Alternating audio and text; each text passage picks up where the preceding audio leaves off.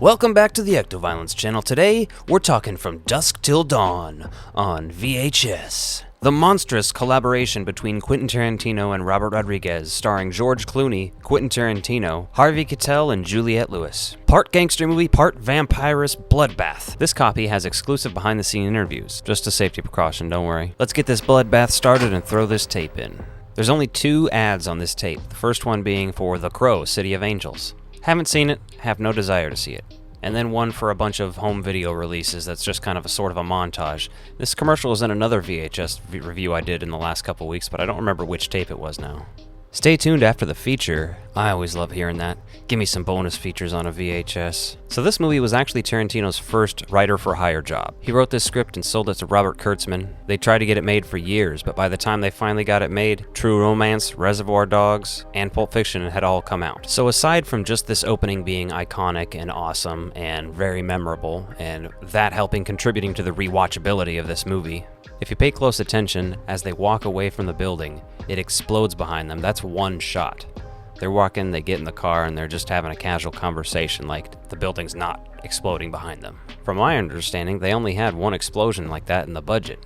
So that's a one-and-done take. So we're introduced to the Gecko Brothers, Seth and Richie. The Gecko Brothers, of course, being a reference to the Frog Brothers, the vampire-hunting teenagers from The Lost Boys from 1987. One of my favorite movies of all time. I love vampire movies in general, so both of these are high on my list. Also, real quick at the beginning here, Earl McGraw.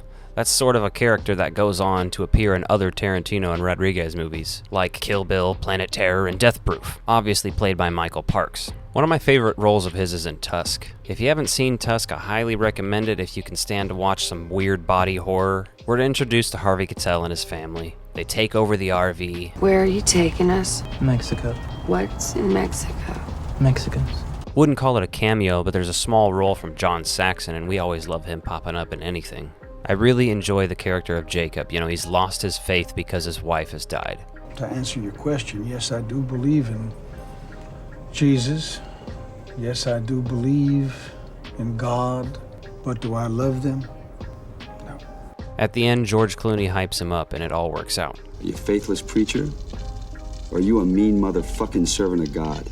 I love that his character finds the strength he needs and uses that to bless the water, to kill the vampires before he dies and succumbs. It's sort of similar to Mel Gibson in Signs, actually, which I will point out came after this.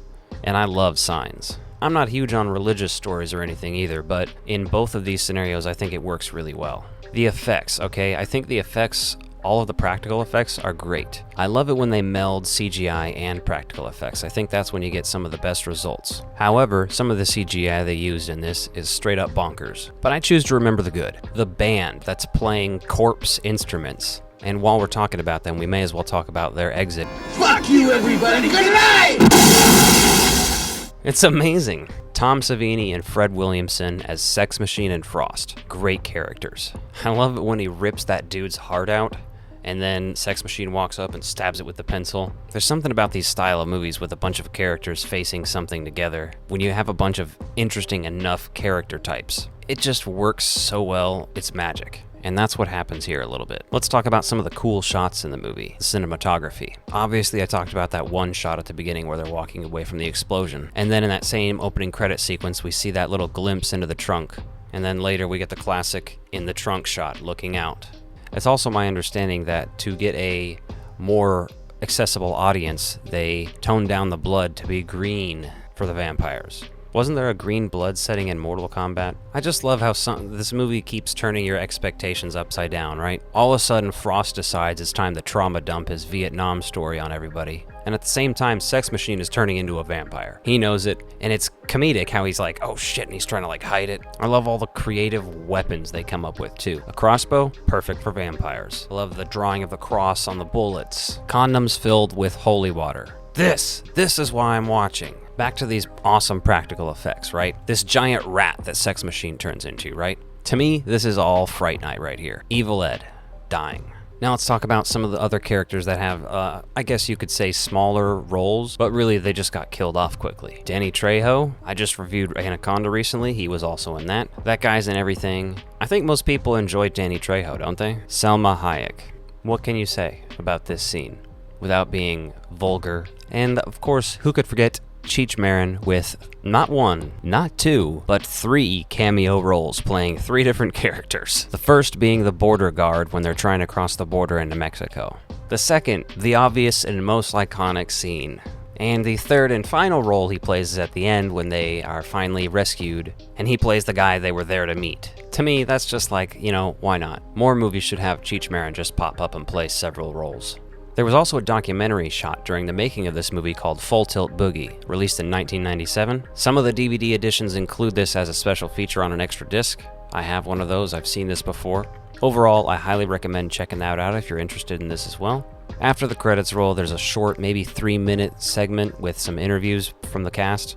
I do like how unhinged George Clooney is in it. Juliet's nice. She's always knocking on my door. You know, George, you know, you want to rehearse the love scene. There is no love scene. He's just talking shit on everyone. Harvey's always, you know, George, can I borrow some money? George, how would you say these lines? I'm gonna give From Dusk Till Dawn on VHS 4 out of 5 hearts. It is equal parts guns and blood. I love it. Let me know what you think of this one in the comments below. I want to hear about it. I want to hear about your first time watching From Dusk Till Dawn. Did you see it in theaters? Did someone show it to you later on? And as always, if you enjoyed this video, be sure to hit that like button and be kind, subscribe. Thanks for watching.